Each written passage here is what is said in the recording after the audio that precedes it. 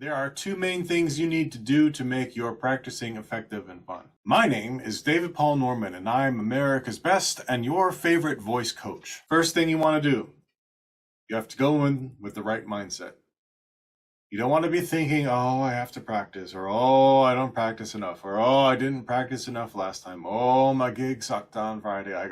No, forget all about that. Just go in, tell yourself, either verbally or in your mind, I get to practice. I enjoy practicing. Practice is effective and fun. Things like that. My practice is always fun and effective. I love practicing. I am a great singer. See what ones you can come up with on your own so they feel like they're coming from within.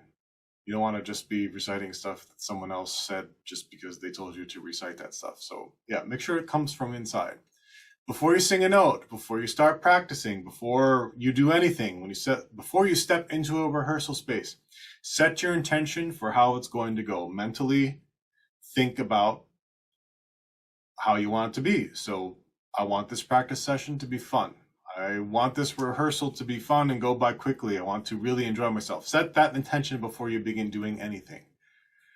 Before we continue with this video, I want you to go down, type in, I love practicing, I am a great singer. I love practicing, I am a great singer. Type it in, write it down somewhere too, because when you write things out, when you type them out, they become out there in physical reality and it's going to reflect back into your mindset. So take a few moments and do that. You're going to make sure you vocalize 3 to 6 times a week for 30, 45 minutes. That's when you practice your scales, your runs, and so on, so that they become automatic when you're performing. When you're performing, you do not want to be thinking about how to sing something. You want to just be actually singing, living in the moment, interacting with the other musicians, because singing, your voice is an instrument. You're a musician.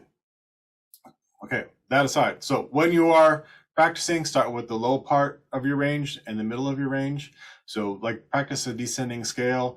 Zing-a-mama, zing-a-mama, zing-a-mama, zing-a-mama, zing.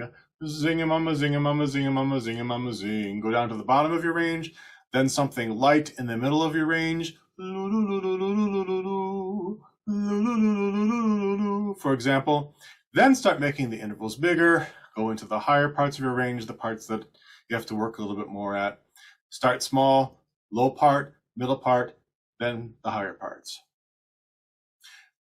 It's a good idea to practice as if you're giving yourself a vocal coaching. You might want to record yourself doing your practice so you can go back and analyze it later and see what adjustments you might want to make.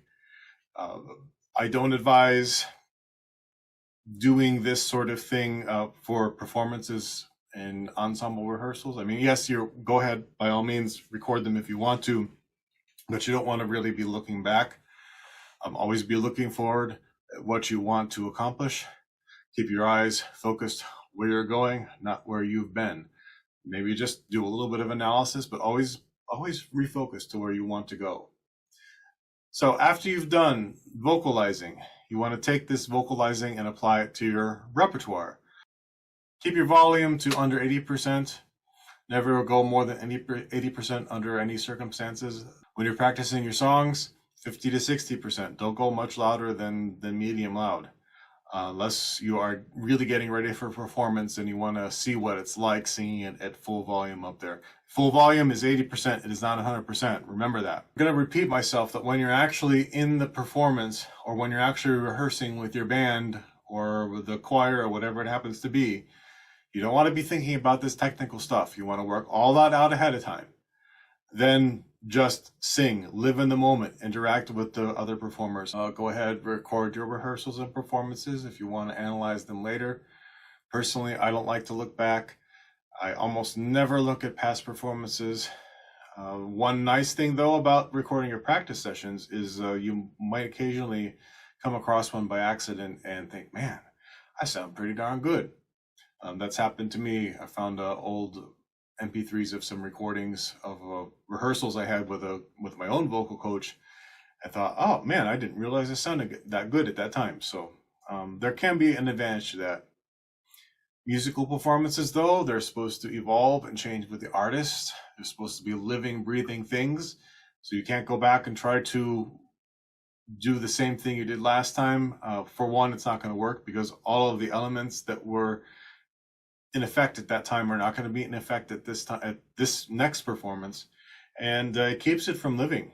You know, one of the things that makes performing exciting, and one of the reasons why people still go to live performances, is because they are living, they are breathing. We don't know exactly how it's going to come out each time, and that's what makes it exciting. Be sure to like, share, and subscribe. There's more videos coming on mindset.